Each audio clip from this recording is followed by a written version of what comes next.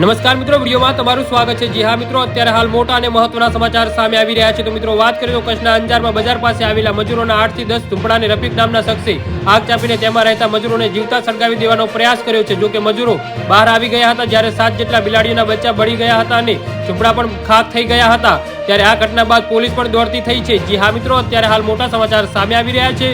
તો મિત્રો સમાચારમાં વધુ વિગતવાર વાત કરીએ તો અંજારમાં એક માથાભારે શખ્સની દાદાગીરીનો કિસ્સો પ્રકાશમાં આવ્યો છે। મોહમ્મદ રફીક હાજી કાસમ કુંભારની દાદાગીરીને વશ થવા મજૂરોએ ઇનકાર કરતા આરોપીએ મજૂરોના ઝૂંપડામાં આગ ચાંપી દેવાનો કિસ્સો સામે આવ્યો છે।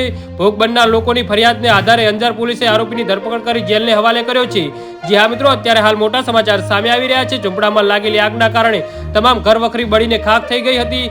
આગ એટલી વિકરાળ હતી કે તેની જ્વાળાથી ઝૂંપડા ઉપર રહેલી વીજ લાઇનને સ્પર્શતા વીજ લાઇનમાં ધડાકા થયા હતા અને અંજાર ફાયર બ્રિગેડની ટીમે આગ પર કાબુ મેળવ્યો હતો।